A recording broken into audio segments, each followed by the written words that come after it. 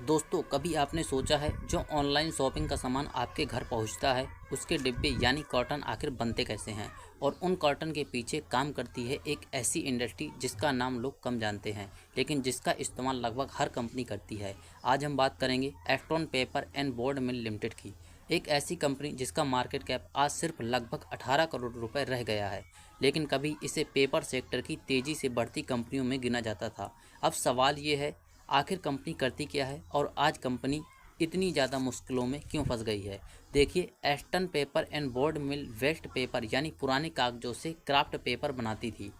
यही craft paper बाद में कर्टन बैग्स और पैकेजिंग मटेरियल बनाने में इस्तेमाल होता है। यानी जब आप अमेज़ॉन, फ्लिपकार्ट या किसी भी कंपनी का पैकेज खरीदते हैं तब संभव है कि उसमें इस्तेमाल हुआ पेपर इसी तरह की कंपनियों से आया हो। कंपनी 80 जीएसएम से लेकर 350 जीएसएम तक का क्राफ्ट पेपर बनाती है। इसके मैन्युफैक्चरिंग प्लांट्स गुजरात के हालवाद, भुज और मैसवाना में मौजूद हैं और कुल कैपेसिटी लगभग 1.8 एमटीपीए की है।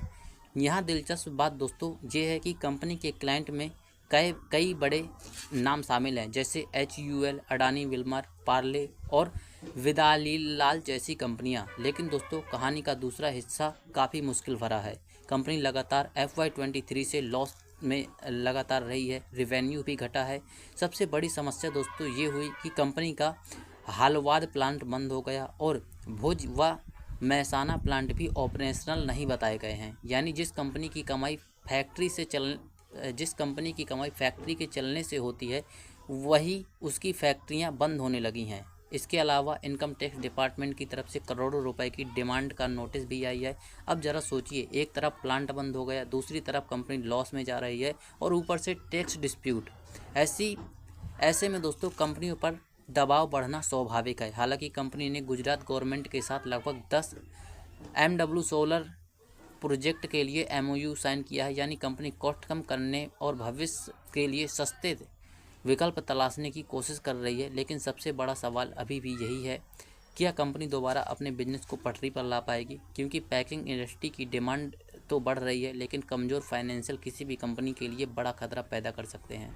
अब सवाल आपसे, क्या आपको लगता है कि ये छोटी कंपनियां इतनी मुश्किलों के बाद वापसी कर सकती है, या दोस्तों ये कंपनी बंद होने की कगार पर है? कमेंट करके जरूर बताइए। अगर दोस्तों वीडियो पसंद आए तो वीडियो को लाइक, चैनल को सब्सक्राइब जरूर कर देना।